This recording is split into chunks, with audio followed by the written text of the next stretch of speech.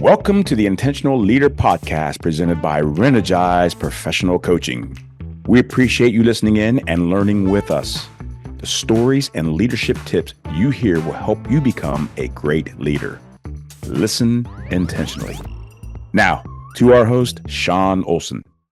Hi, everyone. Welcome to this episode of the Intentional Leader Podcast. This is the podcast where you hear the stories of real people just like you who become extraordinary leaders. You'll learn valuable tips from their lives, tips that you can apply to become the best leader that you were created to be. When you are intentional as a leader, lives are changed. I'm your host, Sean Olson. I'm a business owner, coach, author, and keynote speaker. I'm glad to have you at this episode. As we get going today, please hit that subscribe button and hit that like so all those algorithms from YouTube love you even more. And from whatever area you're listening to, we'd appreciate that even on the audio side. We're glad to have you today. And today I welcome our guest, Rhonda Parker Taylor. Rhonda is an author, an entrepreneur, a consultant, and an academic researcher. And listeners, you're in for a treat today because she has also now written a novel. You would think an academic researcher and a novelist. What a great combination. Rhonda, it is great to have you on the Intentional Leader Podcast. Welcome.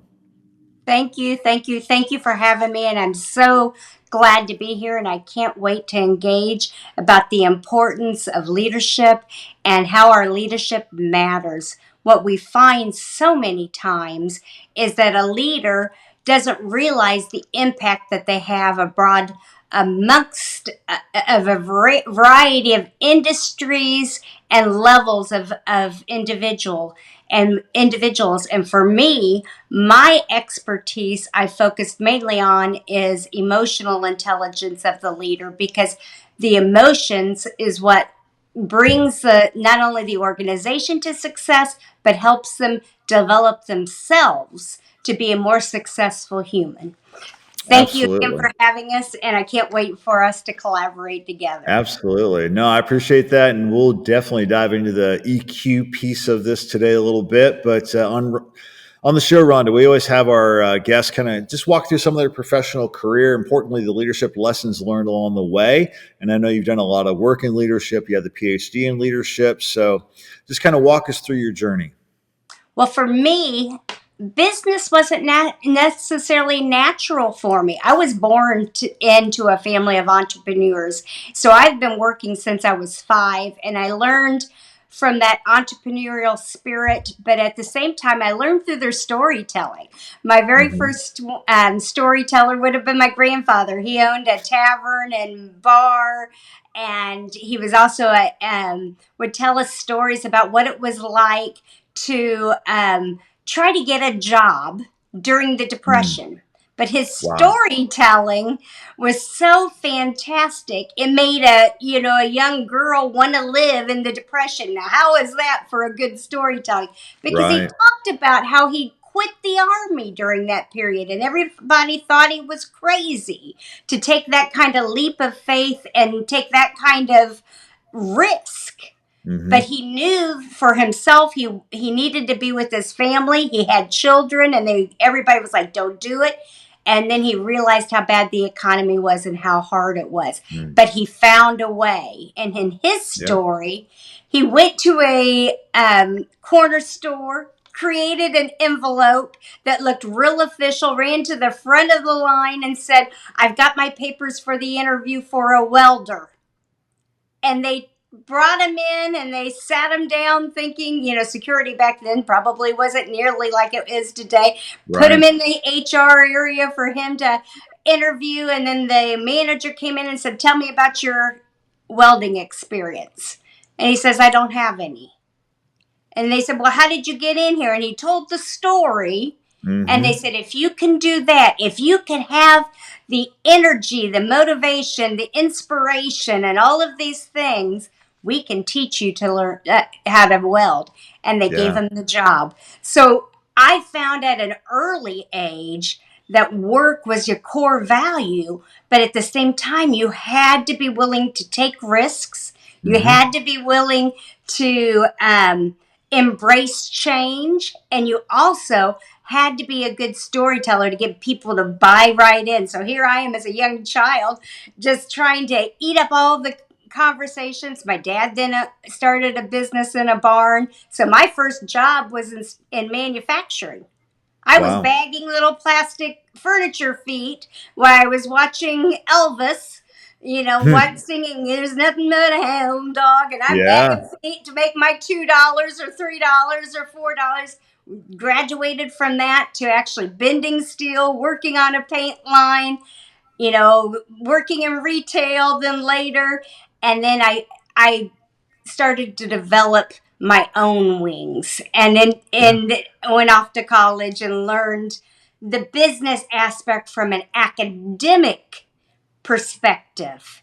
And Yeah. so yes, I have a master's and a doctorate now, but it started from that blue collar, you got to do it, you got to work hard mentality. And I think that, sometimes that's lacking in today's young people, to learn that those hard knocks is that helps define the resilience in you. So I It could is. go through the long list, like but we'll get to all of that. Mainly, it's that storytelling of the leader that Mm-hmm. brings the follower in and makes them buy into the vision, the thought process, and understand where they fit in. So for me, I fit in by just being a part of the entrepreneurial spirit. Yeah, I agree with that. I love that. I know there's a lot of books out there about like story brand and things like Mm-hmm. that, and the sense of branding for organizations. And, this is why I love the podcast, though, where we tap into the lives of other people where they get to tell their story, because Mm-hmm. that's what draws people in. And so, young people today, in this sense, you're talking about that initiative, that drive, that intentionality to be effective in whatever job you're doing or in leading. We engage people with story. They love the story of that hero that has some sort of a peril going on, but yet they overcome and they're victorious. And so, no matter which way we do that, when people can plug themselves in to that story and see there's something better for them, things get driven forward. Yeah, and I think for my storytelling models, my grandfather was a Polish immigrant that came in between the two wars in 1913 as a small child. And so their ideals were very different, and you realize that life was hard. Yeah. And when you see that story of resilience, you also learn, which helped me because I was not considered the brightest one in the bunch. Mhm. I was not that bulb. I was Yeah. considered an average student, an average person. And what I realized in not only the storytelling, that yes, you could be a hero, like you're saying, you anybody can be a hero and follow Mhm. through and get unstuck and create their own path. But it also taught me, in when I got to college and started reading books like the Daniel Goleman books Mhm. on EQ. And for those that are not familiar with EQ, that's our soft skills. It's our right Mhm. brain functions. It's our ability to be self-aware and motivate others through their emotions and understand their emotions, empathy, and social skills. So I Yep. found out I didn't have to be the brightest bulb. Yep. Yep. That's understandable. I know there's been polls done of like Fortune 500 CEOs and other officers in those companies, and they were not the A students. Mm-mm. IQ is important. We have to know how to do what we do. IQ does not reign supreme when it comes to leadership and people. It's EQ over IQ. So, Right. before we go into your book and things like that, let's just sit here on the EQ piece for a little bit. You describe some different elements of it, Mm-hmm. but just take a minute or two and talk about like the key two or three pieces that really drive emotional intelligence. And then maybe we'll dive into one of those about how do we build that skill in our life. Sure. So EQ is the ability to recognize your own emotions, which means you have to be self aware. You have to be able to do a scan of your own motivations and biases and then external scan to be able to know other people's skills, biases, and attitudes and emotions. And when you do that, then you have to self-regulate those emotions, because especially when you're in a room with, let's say you have a meeting, average meeting size 8 people. That means you have 8 different people's perceptions on things and their Yeah. emotions. So you have to be able to pull out those emotions Mm-hmm. and hear them and listen and empathize. Even if you don't agree with it, you have to understand that those ideas are coming from a place, from somewhere, and you need to understand where it is. And it may be something you need to consider in your decision making and your problem solving, or it may be something you need to address to prevent resistance to a model that you feel that might be more relevant to what you're going through with the team in their project. And then once you find it, you self-regulate. Well, you self-regulating your own emotions is preventing you from creating more biases, creating more tension between those emotions.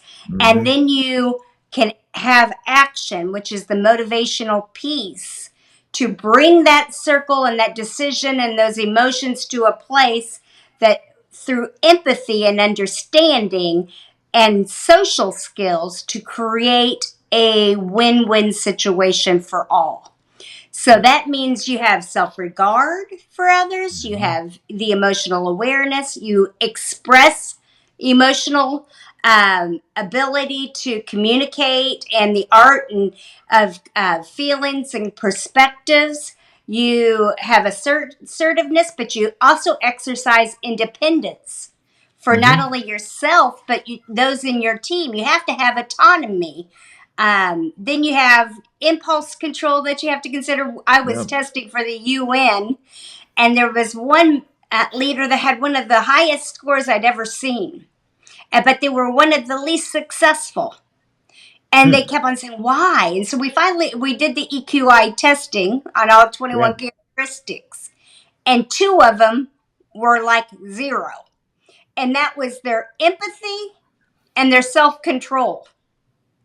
So basically, what was happening is every time there was some kind of tension, hid in the office, behind the Mm-hmm. desk, closed the door, didn't want to deal with it. Anytime there was a positive or negative impulse, so if they might be out golfing, they might be out, if it was a negative, again, they were hiding behind the desk. So, Yeah.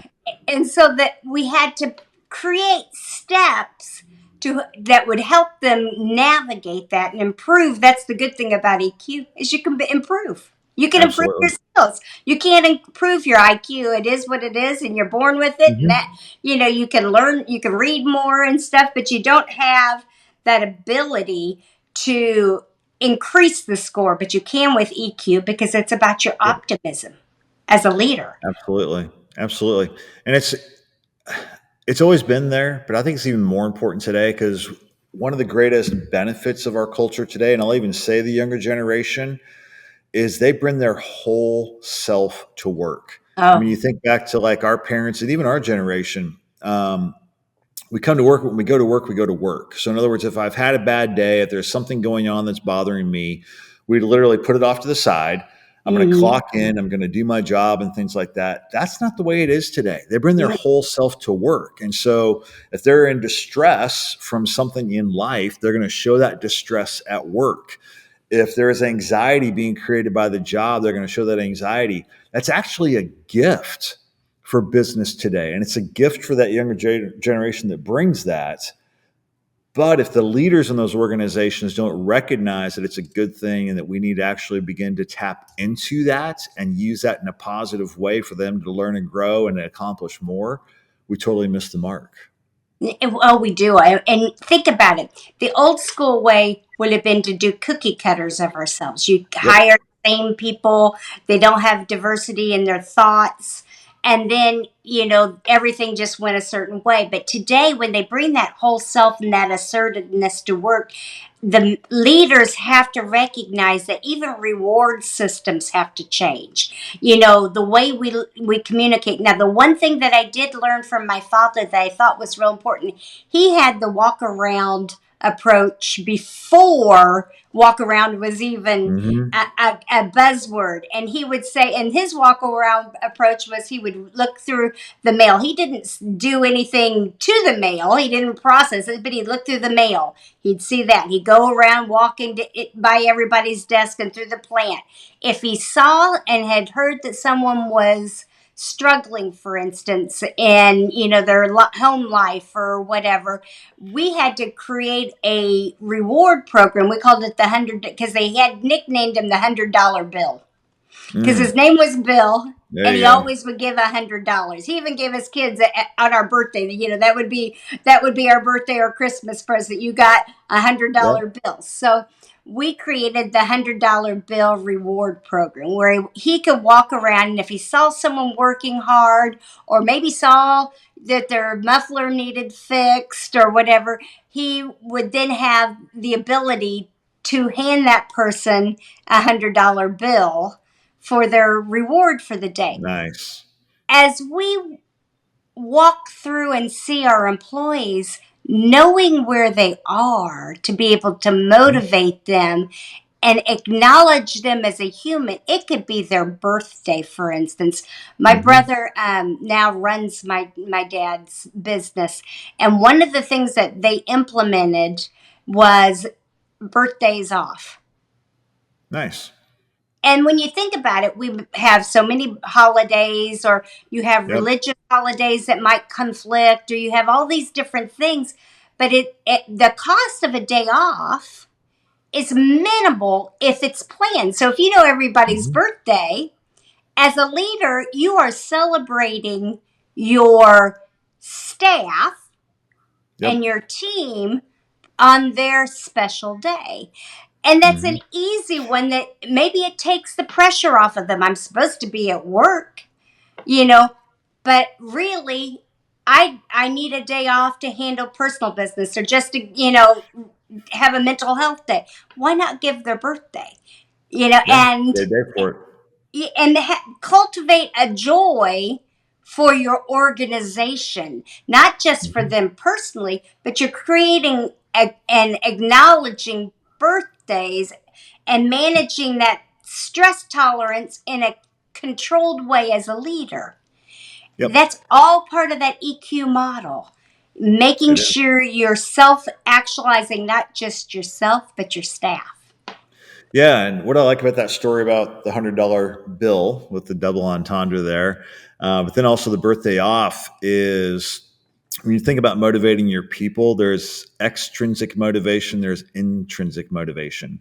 The $100 bill, the actual money that's given, that's that extrinsic, right? So it could be a gift card somewhere, it could be a $100 bill. Extrinsic motivation of your team is crucial. You need to do that. But we usually skip the intrinsic, right? What can actually motivate that person? And you think about something like their birthday off. The birthday is a special day to that person. It might not mean much to you as a boss, but to them, that's an incredibly special day. And to let them know, I care enough about you to give you this time, do what you want to do with your family and friends, enjoy the day, is huge. But that's where it's also crucial for a leader to tap into their people, to know what actually does motivate them from the inside. Not the gifts that I can give, but maybe it's opportunity, maybe it's time off, maybe it's quality feedback. There's different things that motivates that EQ as a leader. We have to tap into what that is for those people. Review time. You may think that it sounds like I'm jumping topics, but that's the same thing. Your feedback. It is. And I used to tell my managers that have large staff, don't wait till November when we're handing out the reviews for you to fill out to really think about it. Create a little sketch pad that you put in each person's file. It could be a piece of paper that you said, today I saw this and it was great, or today I saw this and they need to work on it. Just put it in their file. And then when you sit down, you're like, oh, it makes it so much easier to sit down and have a concrete conversation that is, I'm going to say, emotionally self-aware. Because they know they did it. You know they did it, whatever's positive or negative. And they understand what needs to either change or what they did correctly, and it it fulfills the need for a creative process in that review, because now you can build a plan. Yep. They understand the channels and insights of what you need them to do. Advocate for those employees through that review.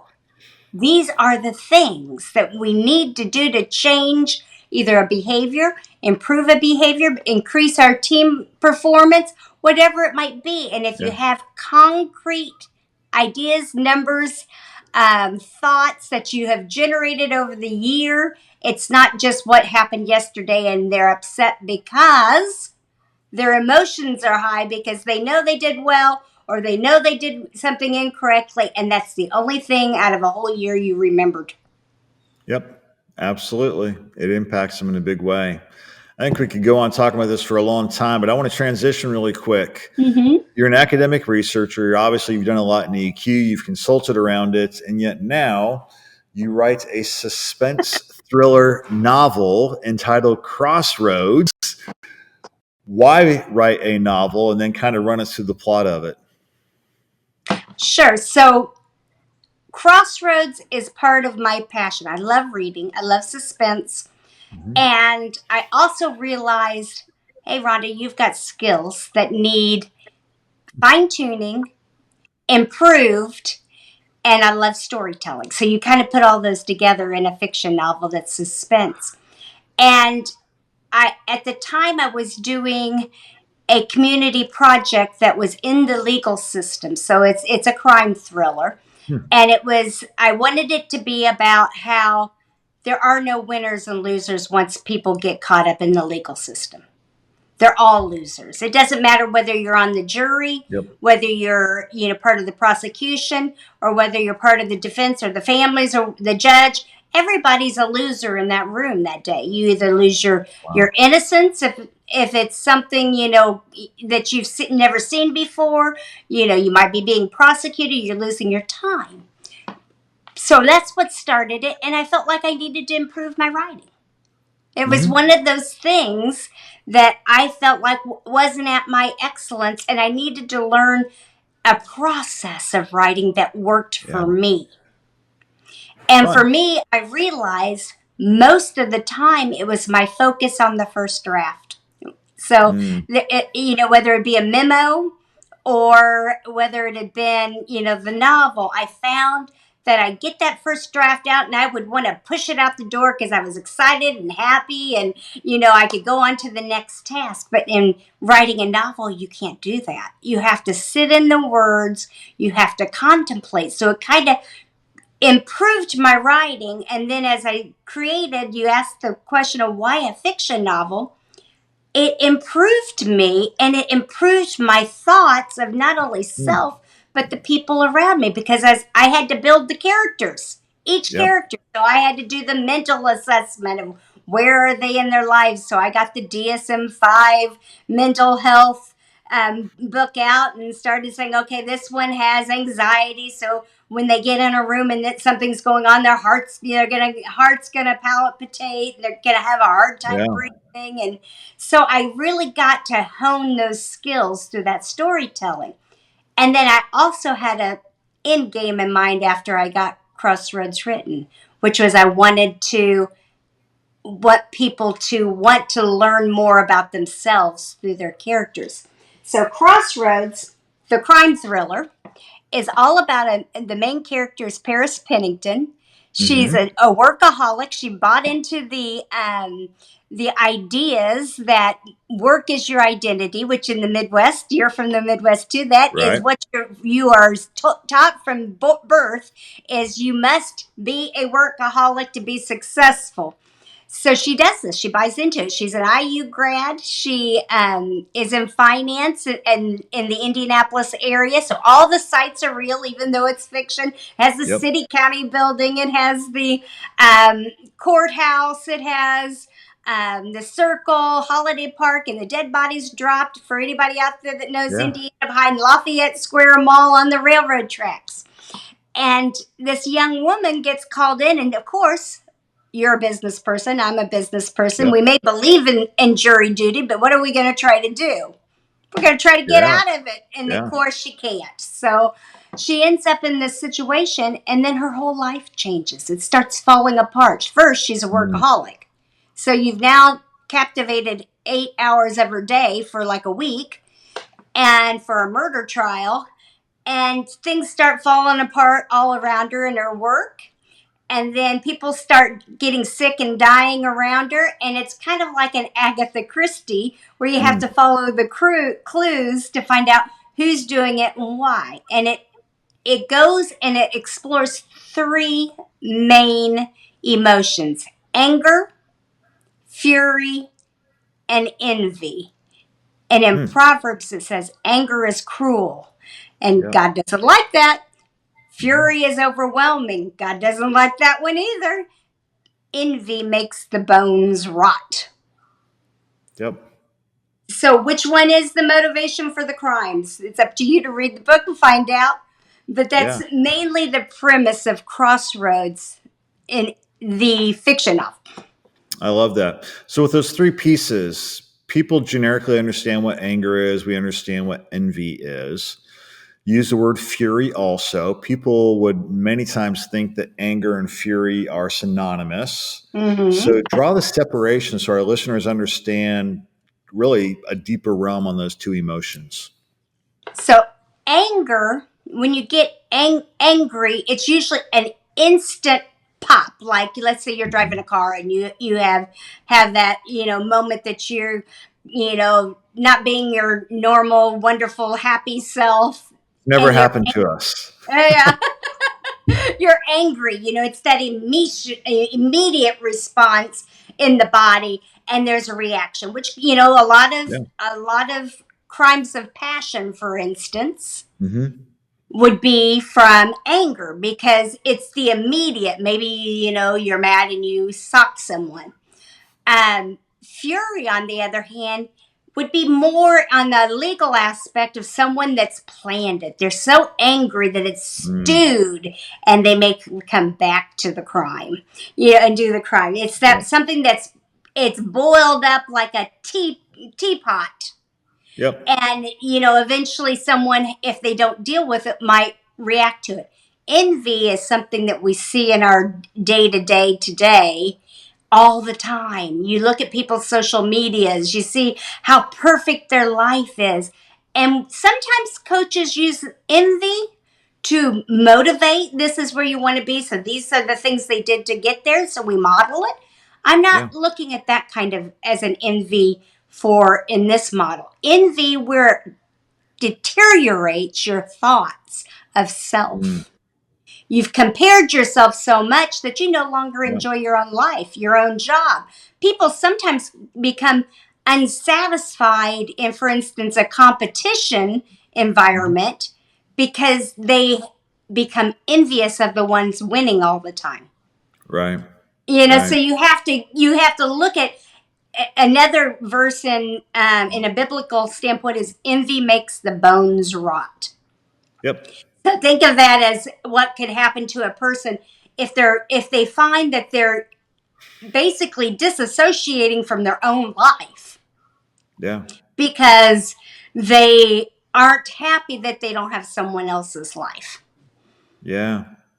And we typically fall victim to that unintentionally. Oh, yes. It happens It just slowly. happens because we're seeing it. We think there's something there. And oftentimes, honestly, we glamorize what somebody else has, not realizing the reality of what they have and how does it impact us. So, all right. So I want to transition this for a little bit. Listeners, you're sitting back saying, wait a minute, I thought this was a leadership podcast and practical tips and tools. Why are we talking about a novel? Because we can still learn from novels. I encourage you to read novels, especially for that storytelling aspect, right? It kind of puts you in that mindset of story and fleshing things out. But Rhonda, I know that you have taken the suspense thriller novel Crossroads and you have now created a workbook that is being released at this moment. And so talk to us about why you created a workbook out of the novel and kind of like what the workbook is for.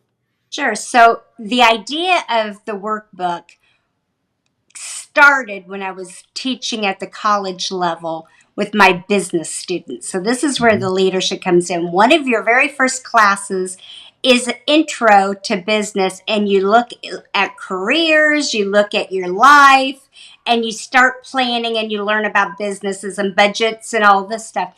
And I realized that people weren't pulling all the self-helps together, to where it was one easy workbook where someone can say, I need this. So each one of the characters in Crossroads is a case study.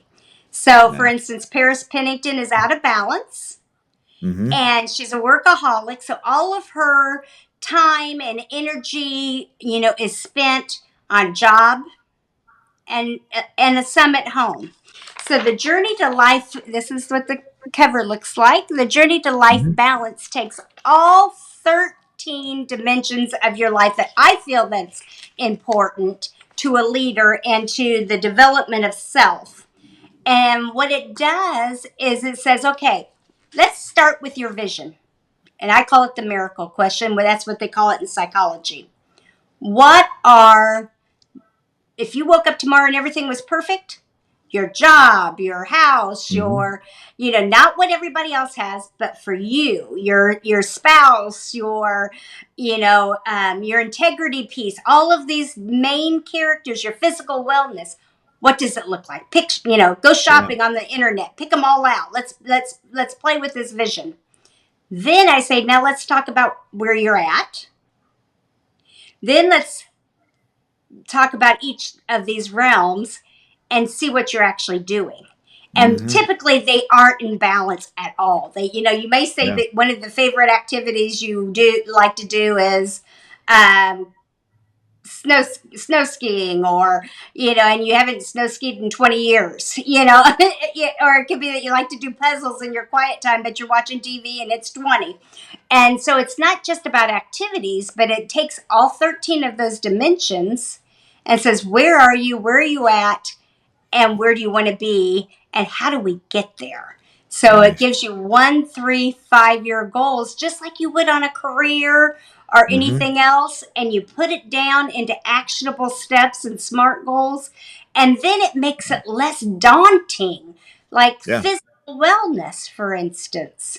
It's not about a diet. It's about whether you're drinking water every day, standing at your desk. So there's really easy steps you can put in that make you a more fulfilled person, happy and able to lead because you can navigate your own self. I love it. Yeah. We sometimes think that leadership in life and navigating life effectively are these big things we need to have, right? And so we think I need to go to the conference, or I need to spend big money to learn those big things. When the reality is, it's intentionally executing small steps every single day to take you somewhere that you never thought you could go. A perfect example is when especially us that are leaders that like to spend time at work. I'm one of them, sometimes that gets in the way of so many other areas. And you're right, actionable steps. It doesn't matter whether it's one of your employees or whether it's your spouse or a loved one that's going through something. Those actionable steps mean something, and they don't have to cost money. A lot of times people think, I can't afford to do this right now, or take time off, or I can't afford to, take my significant other somewhere. But get a little box, write on a piece of paper 100 different things you love about them or you've enjoyed over the years or whatever, and make them little Tootsie Roll scrolls, put them in the box, and leave them when you have a late night meeting. That's free. It doesn't take, rocket scientist money or money to do things that make you happy and those around you happy. Same things with your employees. Sometimes they just need a pat on the back. They need to know that you see that they're trying. Absolutely. Absolutely. And that's why you have to be intentional with it. And, I even think about people that may buy your novel, read it, and then buy the workbook and start to work through it. And we fill it out and we think we've arrived. No, filling it out means I have a path now, but I still got to start walking that path. Right. And it never stops. And that's why I always tell our people that we coach, I'm like, leadership's a journey, not a destination. And so Oh, when you journey down the road another mile, that's awesome. You've grown, you're impacting people in a better way, but you've also cleared the fog now and realized there's another mile to go. And well, then there's another mile. and things change, so every 3 years, just like you do your strategic planning at work, which you should be doing. If you're not out there Right. and you're a leader, it's time to have that meeting, sit down with your folks Yep. and plan it all out. But it's the same thing. You could use the workbooks meant for individuals to do, or you could do it as a family, or you probably could even do it to make sure you're meeting all the goals of the people in your staff, to make sure you're fulfilling a life balance for everybody. And life balance is not just career and home, because you could say, I have 3%, 33% here, 30% there, and 33% there, and they'll be miserable. At one time, I thought I was completely 100% balanced. I was sure of it. And the doctor told me, you know what? You need to add more physical activity to your life. And I was like, oh, okay. You're pre-diabetic. I'll be blunt. Yeah. And I was like, okay, I can do that. And I'll start standing more and doing the things that they say. And of course, I didn't do it immediately. I didn't put it into actionable steps. So then my back was hurting. I would go to a chiropractor and said, you have peripheral femoris. And I was like, what's that? So I went and looked it up and said, butt wasting away. And everything I'd heard was true. I was turning into a chair. Everything I had planned was sitting. Even my leisure life, sitting. So I had to rechange my whole model. That's the same with leadership. It's it sounds so simple, but that journey is how whatever you put in those steps is what's going to happen to your organization, or to yourself or your staff. So if you're not leading that way with some kind of intentionality and journey of improvement, then you're going to be wasting away. Yeah, absolutely. Yeah. Powerful things. Well, Rhonda, it's been great to have you on the Intentional Leader podcast. We finish every episode with the same question. We want this to be practical, and so our listeners can be intentional. So what is something our listeners can intentionally do today to be a better leader?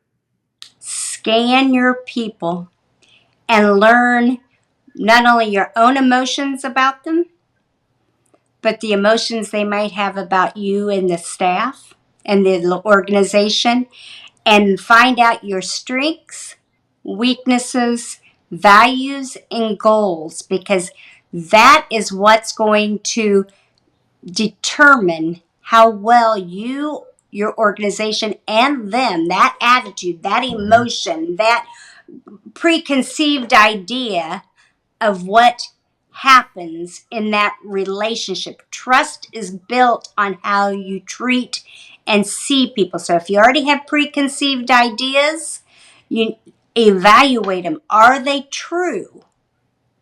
And when you do that, then you can build a plan of changing. If you don't do that, you're going to have chaos in the ranks. You're going to have people, tripping each other in the halls. Yep. Absolutely. Yeah, great tip. I love that. Scan your people and know what's happening with them. Ron, it's been great to have you. Listeners, if you look at the show notes below, you'll find ways to connect with her and to purchase her novel and also the workbook. It's been great to have you, and we pray that you have an opportunity to keep impacting more and more people through your book, through your workbook, and just through your consulting, because leadership's all about impact. It's been great to have you. Thank you. Thank you for having me. Can't wait to work with you again. Thank you. Thank you for tuning in to this episode of the Intentional Leader Podcast presented by Rhonda Professional Coaching. Be sure to see the show notes for links to Rhonda Professional Coaching and links to contact our guests. Now, hit that subscribe button so that you are alerted with every new episode of the Intentional Leader Podcast.